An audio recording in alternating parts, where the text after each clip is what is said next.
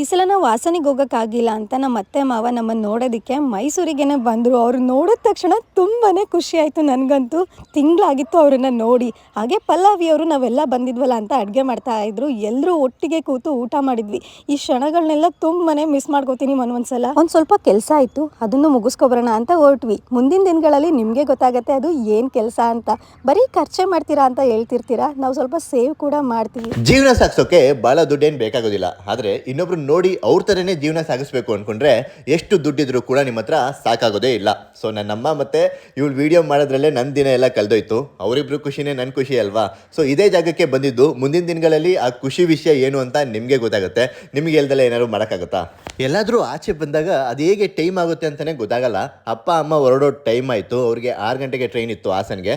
ನಮಗೆ ಬಸ್ ಇದ್ದಿದ್ದು 10 ಗಂಟೆಗೆ ಕೊಯಮತ್ತೂರಿಗೆ. ಸೊ ನಾವಿಲ್ಲೇ ಸ್ವಲ್ಪ ಹೊತ್ತು ಟೈಮ್ ಸ್ಪೆಂಡ್ ಮಾಡ್ದೋ. ಹಾಗೆ ನಮ್ಮ ರಿಲೇಟಿವ್ ಮನೆಗೆ ಹೊಸ ಟಿವಿನ ತಂದಿದ್ದು, ಅದನ್ನು ಕೂಡ ಅನ್ಬಾಕ್ಸ್ ಮಾಡಿ ಫಿಟ್ ಮಾಡ್ದೋ. ಇಲ್ಲಿ ನಮ್ಮ ವಿಡಿಯೋ ನೋಡೋರು ಕೂಡ ಸಿಕ್ಕಿದ್ರು. ಅಕ್ಕ ನಿಮ್ಮ ಜೊತೆ ಒಂದು ವಿಡಿಯೋ ಮಾಡಬೇಕು ಅಂತ ಹೇಳಿದ್ರು. ಅದಕ್ಕೆ ಮೇಡಮ್ ಅವ್ರ ವಿಡಿಯೋನ ಮುಗಿಸಿ ನಮ್ಮ ಫ್ರೆಂಡ್ಸು ನಮ್ಮನ್ನು ಬಸ್ ಸ್ಟ್ಯಾಂಡ್ಗೆ ಬಿಟ್ಕೊಟ್ರು. ತಪ್ಪು ಅನ್ನುವುದು ಜೀವನದ ಒಂದು ಪುಟ ಮಾತ್ರ, ಸಂಬಂಧಗಳು ಅನ್ನುವುದು ಪೂರ್ತಿ ಪುಸ್ತಕ. ದಯವಿಟ್ಟು ಆ ಒಂದು ಪುಟಕ್ಕೋಸ್ಕರ ಪೂರ್ತಿ ಪುಸ್ತಕವನ್ನು ಕಳೆದುಕೊಳ್ಳಬೇಡಿ. ಬೆಳಗಿನ ಜಾವ 6 ಗಂಟೆಗೆ ಬಂದು ಕೊಯಮತ್ತೂರ್ನ ತಲುಪಿದ್ವಿ. ಭಾಷೆ ಗೊತ್ತಿಲ್ಲ ಅಂತ ಆಟೋದವರು 1 to 3 ಕೇಳ್ತಾ ಇದ್ರು. ಕೊನೆಗೂ ಹೋಗಿ ಮನೆನ ತಲುಪಿದ್ವಿ. ಎಲ್ಲರೂ ದಿನ ಶುಭವಾಗಲಿ, ಎಲ್ಲರೂ ಖುಷಿಯಾಗಿರಿ.